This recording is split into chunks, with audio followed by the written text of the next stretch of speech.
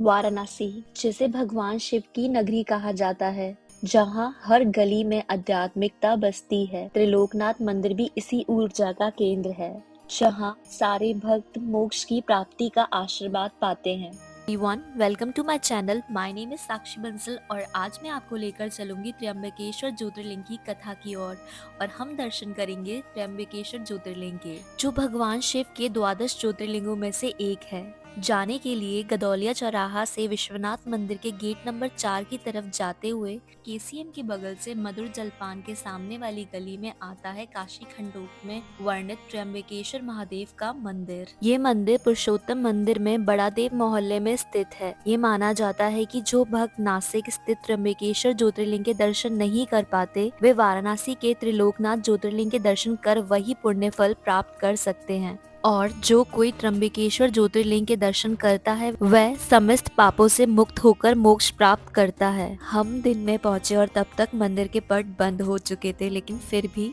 एक बच्चे ने मंदिर के पट खुलवा दिए, जिसका नाम था आदर्श, और उसने फिर मंदिर के बारे में थोड़ी सी जानकारी दी। ये मंदिर प्रकट हुए हैं हाँ या स्थापित किए हैं? प्रकट हुए हैं। कितने साल हो गए इसमें? सब ये मंदिर के साथ साथ भगवान है। कितने? बस ये प्रकट है, इनको दिखाया था। इनको ये सारे प्रकट हुए हैं। हाँ सब इनके साथ आए। इनके साथ आए कैसे? बाबा के साथ सब कोई जा रहे हैं, सब भगवान।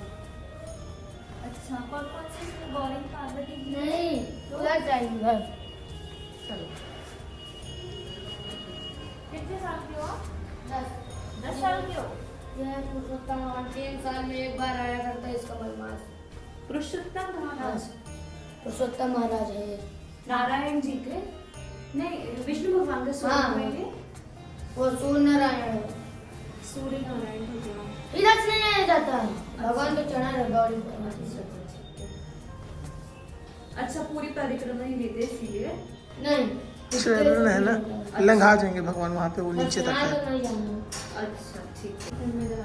ये गणेश जी हैं, ये कौन है? ये जगन्नाथ जी हैं। जगन्नाथ जी का है। हाँ। अच्छा, ये भी सब प्रकट हुए हैं। सब और ये गौरी पार्वती जी? माँ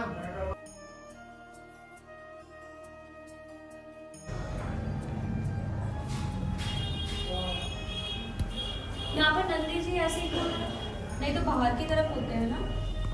जिस तरह इनका मन था आने का मन इसी तरह आ गया। ये त्र्यंबकेश्वर महादेव मंदिर की एक पावन कथा को विस्तार से जानते हैं। पुराणों के अनुसार महर्षि गौतम अपनी पत्नी अहिल्या के साथ ब्रह्मगिरी पर्वत के पास एक आश्रम में रहते थे। वे एक महान तपस्वी थे, लेकिन उनके तप और प्रसिद्धि से अन्य ऋषि मुनि ईर्ष्या करते थे। उन्होंने महर्षि गौतम पर गौहत्या का झूठा आरोप लगाया और उन्हें आश्रम से निकाल दिया। इससे दुखी होकर महर्षि गौतम ने भगवान शिव की घोर तपस्या प्रारंभ की।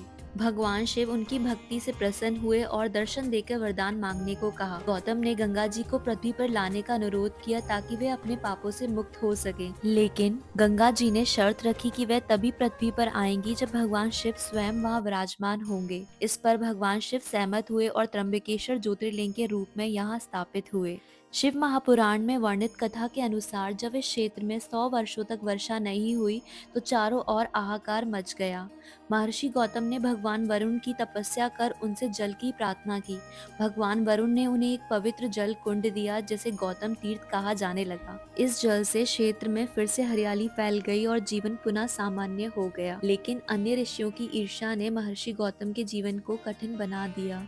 उनकी पत्नी अहिल्या और शिष्यों को भी अनेक कठिनाइयों का सामना करना पड़ा। जब ऋषियों ने भगवान गणेश से महर्षि गौतम को अपमानित करने का उपाय पूछा, तो गणेश जी ने एक दुर्बल गाय का रूप धारण किया और उनके खेत में चलने लगे। जब महर्षि गौतम ने गाय को हटाने का प्रयास किया तो वो वहीं गिर पड़ी और ऋषियों ने उन पर गौ हत्या का झूठा आरोप लगा दिया। इस पाप से मुक्त होने के लिए ऋषियों ने महर्षि गौतम को ब्रह्मगिरी पर्वत की परिक्रमा करने और गंगा जी को पृथ्वी पर लाने की कठिन तपस्या करने को कहा। महर्षि गौतम ने अपनी अटूट श्रद्धा और भक्ति से गंगा जी को पृथ्वी पर उतारने में सफलता प्राप्त की।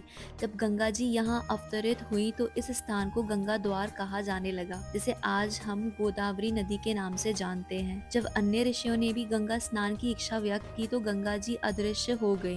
तभी आकाशवाणी हुई कि जो ब्रह्मगिरी पर्वत की परिक्रमा 100 बार करेगा वही गंगा जी के दर्शन कर सकेगा।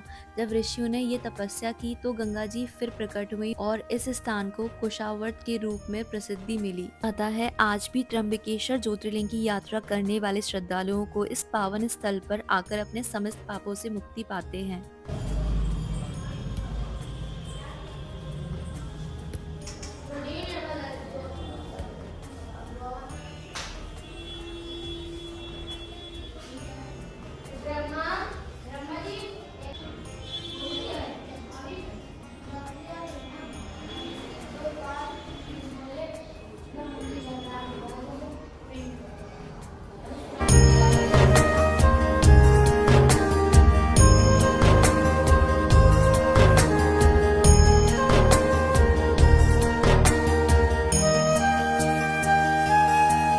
ब्रह्मा जी का मंदिर तो होता नहीं है ना, ब्रह्मा जी एवं एवं एकादश रुद्रा रुद्रा हाँ मतलब शिव जी शिवलिंग पर ही है ब्रह्मा जी का।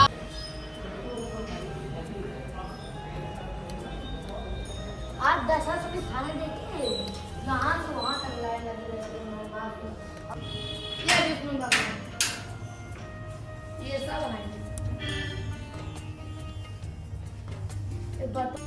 From Trisandhyam Tirth, one ling by name of Triamb has appeared in the holy city of Kashi, which is called Triambakeshwar.